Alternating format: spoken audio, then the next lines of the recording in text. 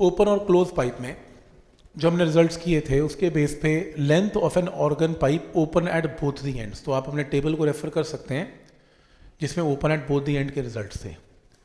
Find fundamental frequency of the pipe, fundamental frequency निकालनी है। Open at both end में fundamental frequency होती है v/12, ये निकालनी है। अगर velocity of the sound in air given है, v पता है।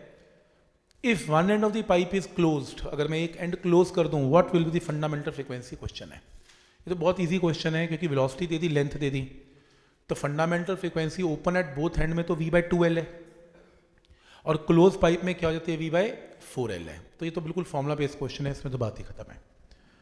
नेक्स्ट है, अ pipe 30 centimetre long is open at both the and, तो फिर कौन सा केस आ गया, open at both the and का केस है। और आपको इसमें लंबाई दे दी 30 सेंटीमीटर लॉन्ग है, इसको मीटर में कन्वर्ट कर लेना। Which harmonic mode of pipe, harmonic mode का मतलब कौन सा हार्मोनिक है, कौन सा मोड ऑफ वाइब्रेशन है बताओ। Is resonantly excited by 1.1 kilohertz source. कह रहे रेजोनेंस का मतलब है फ्रीक्वेंसी का मेल खाना, मैच करना, फ्रीक्वेंसी मैच होना, रेजोनेंस होना। तो जैसे मोड ऑफ वाइब्रेशन को रेजोनेंट फ्रीक्वेंसीज बोलते हैं क्योंकि वो फिक्स फ्रीक्वेंसीज है जिस पे आवाज़ जो है वो थोड़ी सी नॉर्मल से ज़्यादा आती है और फ्रीक्वेंसी जो है वो एकदम ऐसी मैच कर जाती है जहाँ पर नोड्स एंटी नोड्स प्रॉपर बनते हैं और बाकियों पे नहीं बनते। तो सारी फ्रीक्वेंसी, क्योंकि साउंड फ्रीक्वेंसी तो बहुत निकलती है म्यूजिकल इंस्ट्रूमेंट में से, बट खास किस्म की फ्रीक्वेंसीज को ही रेजोनेंट फ्रीक्वेंसीज बोलते हैं जो मोड ऑफ वाइब्रेशंस होते हैं। वो कह रहे हैं कि कौन सा मोड ऑफ वाइब्रेशन इस फ्रीक्वेंसी के साथ मैच करता है, ये क्वेश्चन है। रेजोनेंस का मतलब मैच करना।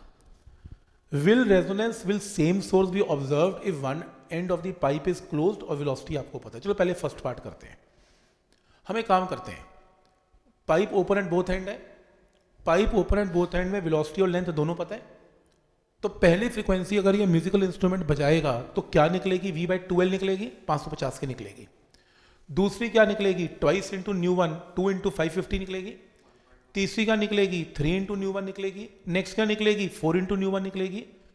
अब तुमने ना हिट एंड ट्रायल से मैच करना है, 1.1 किलो हर्ट्ज के साथ मैचिंग करवानी है।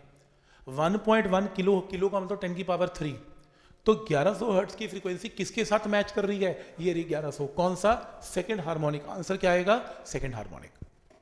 इसको ऐसे भी किया जा सकता था, हिट एंड ट्रायल नहीं करना तो। आपको ये पता है कि जो फ्रीक्वेंसी है वो कितनी है, 1100 है, और n इंटू फंडामेंटल क्या होती है, v/12, फिर n is mode of vibration. तो जो मोड ऑफ वाइब्रेशन है, जैसे 1 है, 2 है, 3 है, ये आपको निकालना है। तो v आपको पता है, l आपको पता है, इसे इक्वेट करके एक लाइन में n निकाल लेना, n की वैल्यू आ जाएगी। मोड ऑफ वाइब्रेशन 1 मिनट में आएगा। ये ज़्यादा आसान है, उल्टा न्यूमेरिकली ये ज़्यादा बेटर है, नहीं तो सारी फ्रीक्वेंसी बार बार सॉल्व करनी पड़ेंगी। कभी कभी हिट एंड ट्रायल भी करना पड़ सकता है, जरूरी नहीं कि एग्जैक्ट सेम फ्रीक्वेंसी हो, बिल्कुल जो नियरेस्ट फ्रीक्वेंसी होगी वो भी मैच करनी पड़ सकती है। ठीक है, तो चलो सेकंड पे आ गया तो अच्छी दिख ही रहा है, उसमें 550 का डबल है, बात ही खत्म है। अब वो कह रहा है सेम रिजल्ट चेक करो, क्या ऐसा कोई मोड आएगा अगर एक एंड ओपन है एक एंड क्लोज्ड है। अब एक एंड ओपन और एक एंड क्लोज में फंडामेंटल फ्रीक्वेंसी होती क्या, v/4l, 275 आ जाएगी।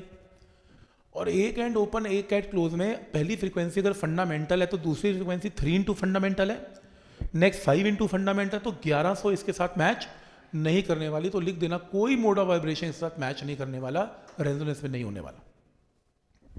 तो समझ में आ रहा है, वो मैच नहीं करेगी।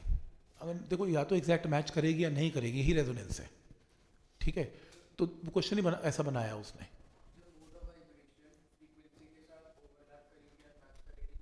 तो रेजोनेंस है वो, अभी करेंगे और डिटेल में करेंगे। Find possible harmonics in the longitudinal vibration of the rod clamped in the middle. देखो ये क्वेश्चन वैसे एनसीईआरटी का है और ये जेईई मेंस की आपके पीवाईक्यू में मिलने वाला है, बेसिक क्वेश्चन है। अब ये देखो एक ऐसा केस है, ये हमने किया ही नहीं।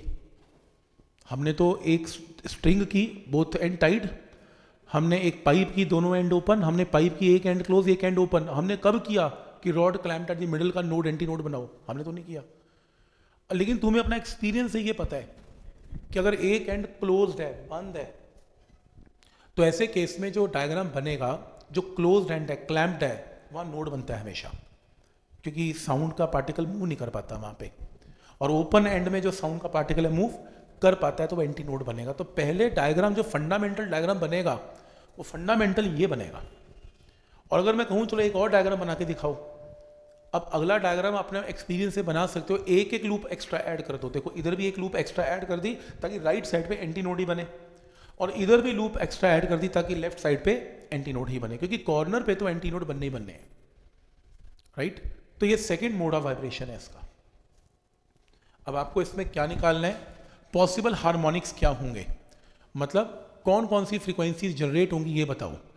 मतलब पूरी डेरिवेशन दे रहा है नहीं करने को, तो पहला केस मन में ये बना लिया, दूसरा केस ये बना लिया, अगर तीसरा बनाना है तो यहाँ पे दो लूप्स और दो लूप्स आ जाएंगी, यहाँ पर भी दो लूप्स आ जाएंगी।